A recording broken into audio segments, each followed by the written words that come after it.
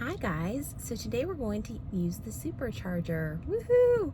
We have one close to us. It's about 15 minutes or so away from our house. So we were driving by today and decided we'd stop and try it out. So just one little catch. You do have to have a credit card on your Tesla account. So just through your app or through their online website, you have to have a credit card attached because it's going to charge you. But it's just touchless. You just put the plug in and that's it. So just follow me along. Thanks.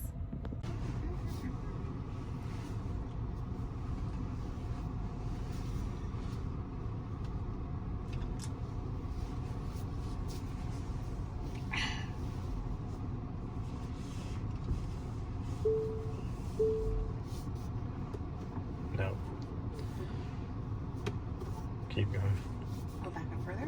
Yes. Yeah. You can hit the curb. That's when you want the little rubber thing. That's where you, yeah, slowly. That's probably good.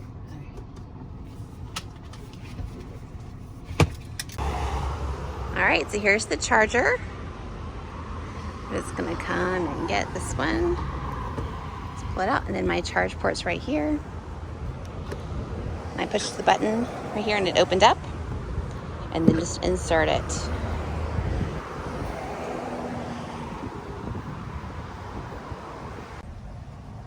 All right, so it's starting to charge. It has your kilowatts, your miles per hour. Has how much this current session is costing us, which so far is 0 because it just started. This is kind of how you keep track. So I'm out at the charger in Ackworth, Georgia. This isn't too bad of a location here in Georgia. We have a Sonic, we have a nice big Publix, there's a Mexican restaurant, and then we have a Zaxby's little chicken place. If you were going to be visiting, across the street is the Fairfield Inn and Suites, so this would be very convenient to Supercharger. You got a Wendy's and Captain D's and all that good stuff too. But the Supercharger is just right here. There's quite a few stalls. There's one where you can just pull in forward. That'd be great if you had a camper or if you were towing something behind you. Right now it's not very busy. There's just 3 of us charging. We saw one in the lot who probably had just finished charging and was running to Publix real quick. But this is a pretty convenient spot. We actually like to stop at the ones near our grocery store because it's easy to run and use the restroom, and you can get a snack or whatever you need to do when you're charging.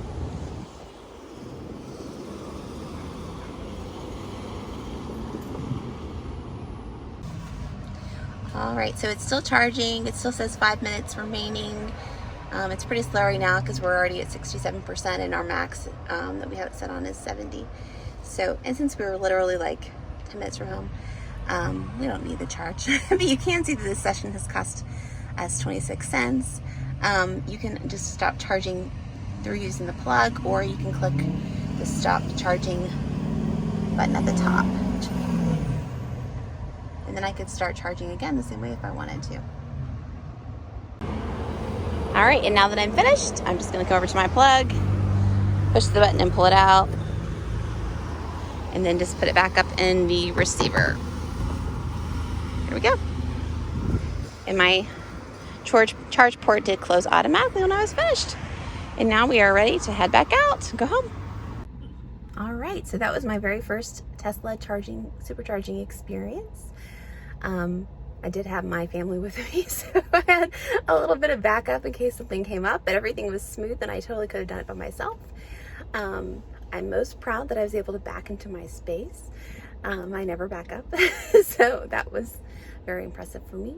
My husband did let me know that I needed to keep going further and further back because the cords just aren't very long, so that's just something to kind of keep an eye out on. But thank you so much for watching. If you have any questions, let me know. Please subscribe and I'll talk to you soon. Bye.